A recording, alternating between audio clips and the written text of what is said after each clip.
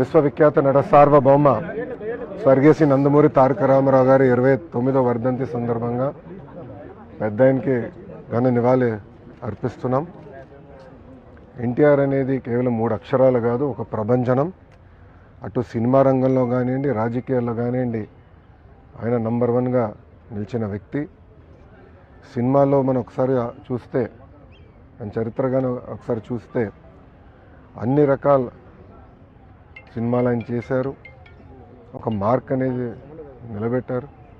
దాని తర్వాత రాజకీయాల్లోకి వచ్చిన తర్వాత కేవలం 9 నెలల్లో ఒక ప్రభంజనం సృష్టించి తెలుగుదేశం పార్టీని అధికారంలోకి తీసుకొచ్చిన వ్యక్తి అన్న ఎన్టీఆర్.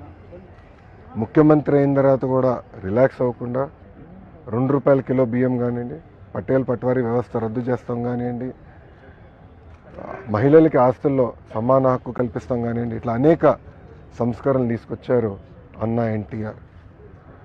అన్న ఎన్టీఆర్ వల్లనే ఈరోజు తెలుగోళ్ళు తలెత్తుకుని తిరిగే పరిస్థితి వచ్చింది. ఆనాడు భారతదేశంలో తెలుగోళ్ళు అంటే మద్రాసీలు అనేవారు.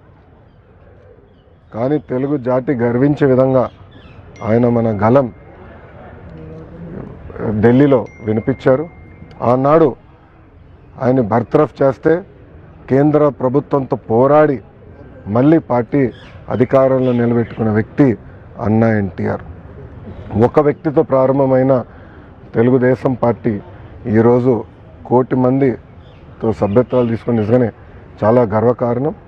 ఏ ఆశయాలతో అయితే అన్న ఎన్టీఆర్ తెలుగుదేశం పార్టీని స్థాపించారో మేమందరం కలిసికట్టుగా తెలుగు వాళ్ళు ఎక్కడున్నా వాళ్ళకి అండగా నిలబడడానికి, తెలుగు జాతి ఎక్కడున్నా వాళ్ళ అగ్రస్థానంలో ఉండాలని లక్ష్యంతో మేమందరం అహర్నిశలు పనిచేస్తామని మీకు తెలుపుకుంటూ, ఇప్పుడు మీడియా మిత్రులు కానీ ప్రశ్న ఉంటే దానికి సమాధానం చెప్పడానికి సిద్ధంగా ఉన్నాం. जब तक सूरज चांद रहेगा एनटीआर का नाम रहेगा. इंग्लिश చెప్పాలా? ఓకే. టుడే ఈజ్ అన్న ఎన్టీఆర్స్ 29th వర్ధంతి. It could be movies, it could be in politics. He has left a strong mark for himself. In movies, he has done various roles. He has also done the roles of enemies to elevate, to explain to people why enemies behave in a certain manner. And when it comes to even the political realm, the kind of reforms that he has given, the kind of reforms that he has introduced, even today, other states are following.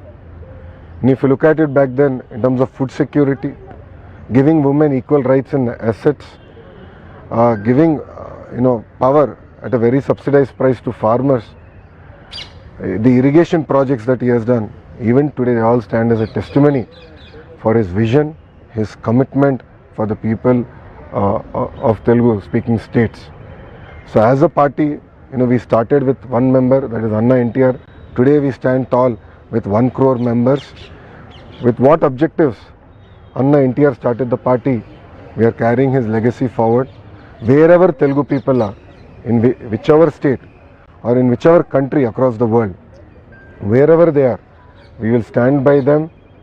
Our agenda is only one, which is Telugu people across the world, across the globe should be number 1.